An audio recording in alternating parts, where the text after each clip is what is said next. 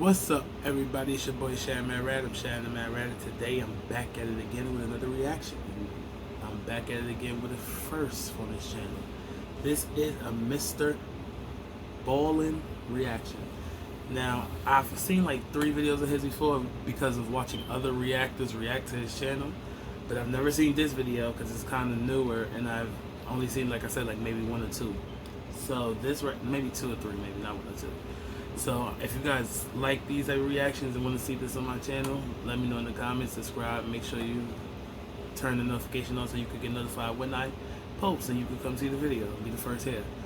Okay, so this titled This Girl Died Horrifically Twice. And that sounds crazy. I don't know how you can die horrifically twice, but I guess he's gonna tell us. His storytelling is crazy, it's amazing. So I really hope you guys like this video so I can have more of these videos on my channel. Okay, let's get into this.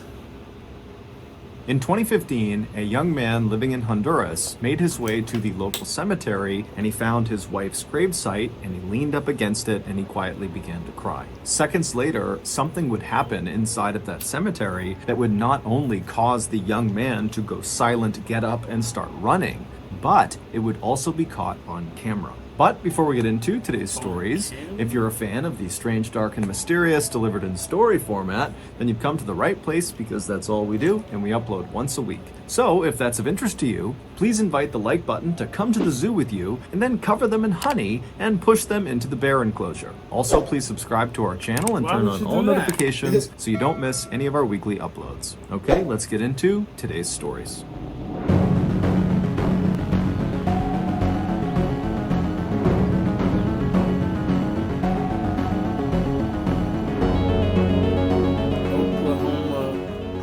In the spring of 2021, 52-year-old Texas resident Karen Davis got married, and then after the ceremony and after the honeymoon, she went through the process of changing her last name from Davis to McBride to match her husband's last name. After the change was done, the last step was to get a new driver's license with the new name on it. So Karen emailed the local DMV, or Department of Motor Vehicles, to set up a time for her to come in and make the change to her license. But after she sent that email, the local DMV immediately emailed Karen back, and they told her that they could not help her with this request until she resolved an issue. Now, they didn't specify what this issue was. However, they very cryptically said it had something to do with the state of Oklahoma. And then at the bottom of the email, there was just a phone number they told her she needed to call in order to resolve this issue. We do that a lot. I used to work for, well, up until like a couple months ago, for the New York City DMV, and yeah, we do that too. We send them emails if we see something weird, like, nah, I can't do that, you gotta come in, or you gotta fix this problem in this state first, then you can fix it.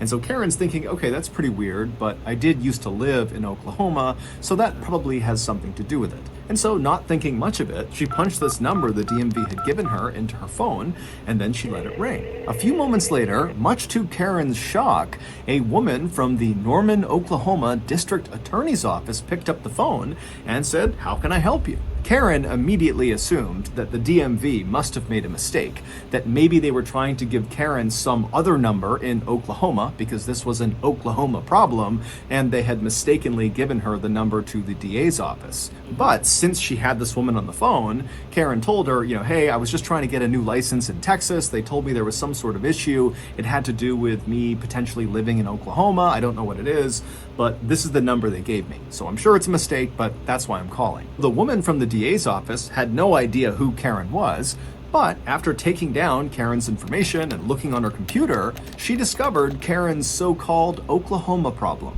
And after she explained to Karen what this enormous problem was, Karen literally couldn't believe it. But after this woman went over the details a few more times and really showed Karen that this Oklahoma problem was very, very real, suddenly everything in Karen's life made sense. For the last 22 years, Karen, who was incredibly smart and friendly and polite and never had a problem with anyone, had an incredibly hard time getting a job.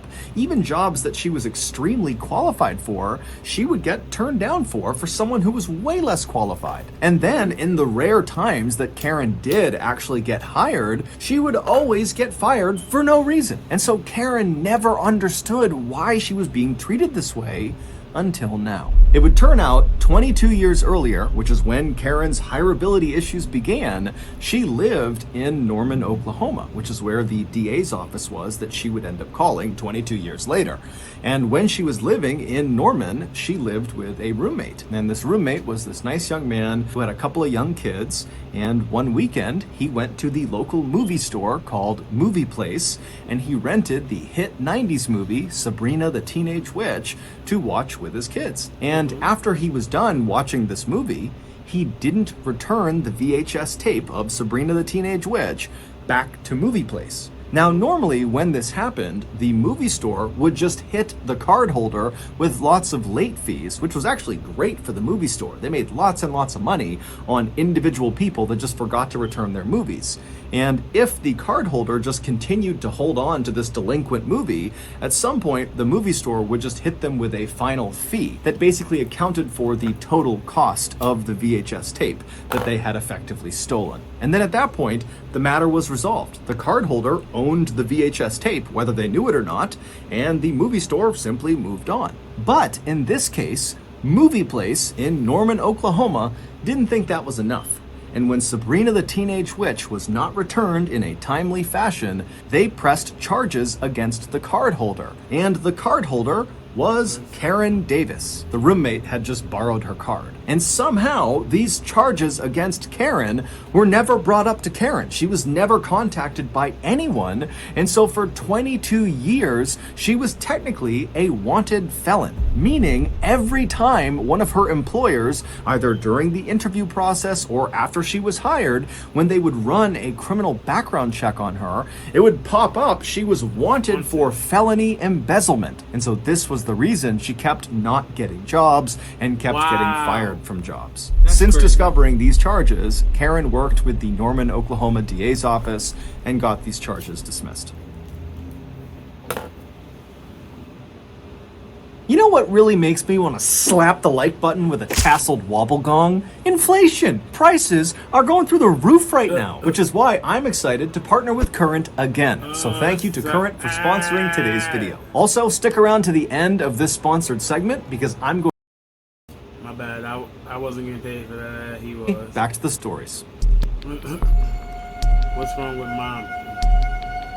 In the early evening hours of December 24th, 2011, so Christmas Eve, 26-year-old Zazel Preston sat on her bed in her little apartment in Anaheim, California, and wrapped Christmas gifts for her children. Laying next to her was her newest addition to the family, her third child, a 7-week-old little boy.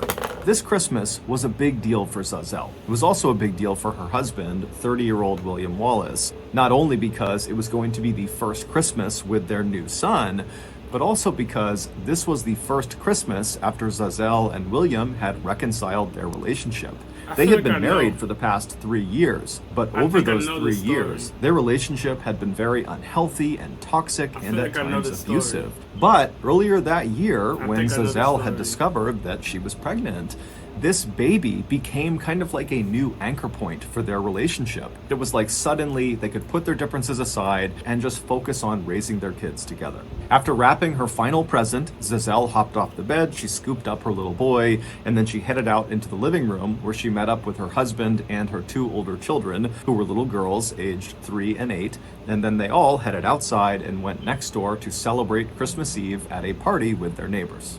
Early the next morning, so on Christmas Day, Zazel's 2 oldest children, the 2 girls, they got up early and they rushed out of their bedrooms and they ran down the hallway into the living room where their parents were waiting for them on the couch along with their baby brother. The living room was completely decked out with Christmas decorations that the family had put up over the past couple of weeks. The Christmas tree was in the corner with bright multicolored lights and ornaments all over it. There were wreaths on the wall and other string lights around the top of the room. And then over their fireplace were all of their stockings arms sick. nailed up, stuffed with goodies. I know The this little story. girls squealed with delight and ran around the couch and took up spots right underneath the Christmas tree, and they grabbed their first present and they turned and looked at their parents on the couch, and they saw their dad kind of give them a nod of approval, which meant, okay, you can start opening your gifts. And so the girls happily began tearing into the festive wrapping, and then after each of them had their brand new toy in hand, they turned around reflexively to show their parents. And so William, he sees the toys and he says, oh, they're so great, guys. And then when the girls, they look at their mother and they show her the toys, she doesn't even react. She completely ignores them. And so at some point, these little kids, they start yelling for their mom, hey mom, check it out, look at this new toy. But Zazelle just sits there. She doesn't say a word. She's just sitting back on the couch, completely ignoring them. Finally, the 8-year-old turns to William and says, what's wrong with mommy? And at this point, William pauses, and then he gives Zazelle a scathing look before very bluntly saying to these young kids, mommy got drunk, and now she's ruined Christmas. The girls knew from William's tone of voice that their parents must be fighting, and so they did what they normally did when this happened, and that was to just try to ignore it. And so the little girls, they turned away from their parents and began opening more presents, doing their best not to disturb their parents, who were sitting silently behind them. And then, a little after 9 a.m., after most of the presents had been opened, William abruptly stood up and walked into the other room and placed a phone call. And then, a few minutes later, there was a loud knock on the front door. The night before, after Zazelle and William and their kids had left their neighbor's party and come back to their apartment, Zazelle and William had gotten into a vicious fight. And by the time the kids had all gone to bed, the fight between the parents had become very physical.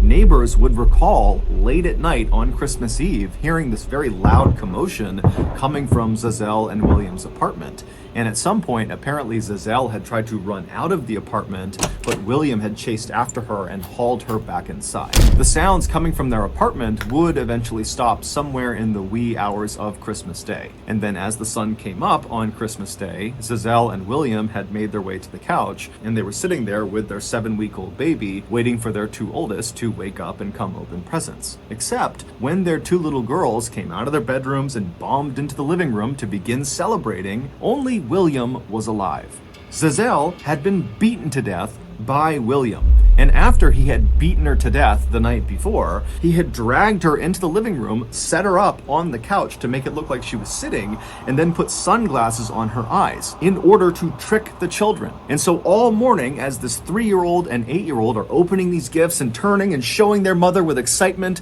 she was dead the whole time. But at around 9 a.m., William realized his charade was not going to last because his kids were really keyed in to there being something wrong with their mother. And so that was when he got up and he called 911 and he told them that his wife had gotten drunk and fallen into a glass coffee table, and so she was hurt. And so a little bit later, the police and paramedics, they arrive, they go inside, and right away they can tell William is lying to them. There's more to this story than they're being told. And so ultimately, William would be convicted of second-degree murder, and he would be sentenced to 15 years to life in prison. As for Zazelle's 3 children, they are now being looked after by her parents. That's so sad, yo. I'm physically sick right now from that story. The tune. In August of Like, literally, that story right there got me. I remember when I first heard that story before. I'm like... And then you had the kids. Oh, God, yo. Some people are sick.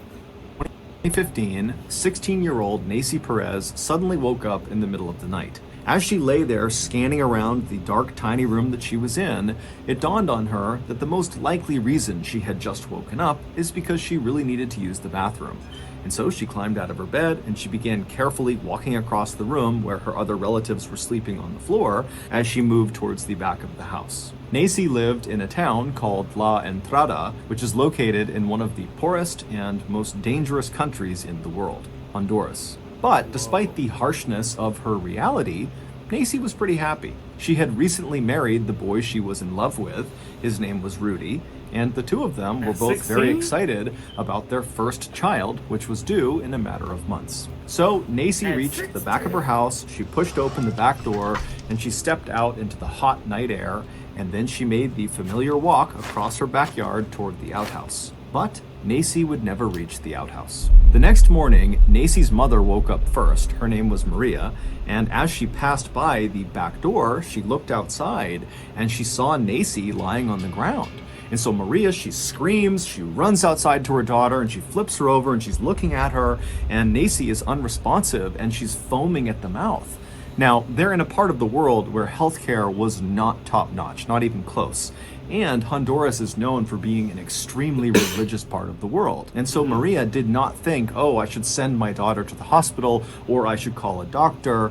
Instead, Maria and the rest of Nacy's family, who had all streamed outside because of the commotion, they decided to call a priest to perform an exorcism because the belief was Nacy must be possessed with demons. And so a priest was hailed to the residence, and the priest would perform an exorcism on Nacy, but it wouldn't do anything. And so at that point, Maria and the rest of Nacy's family would take Nacy, who was still totally unresponsive and foaming, to the local hospital, but by that point it was too late. Nacy was dead. When Nacy's family asked the doctors what happened to her, they said they didn't know. And so, heartbroken and confused, Maria and the rest of Nacy's family brought Nacy back home. They had an ad hoc memorial service, and then they buried her. The following day, Nacy's husband, Rudy, who was totally distraught because he has not only lost his wife, he's also lost his unborn child. He got up early and he just had to go to the cemetery to be with his wife. And so he made his way over to the local cemetery and he found his wife's gravesite.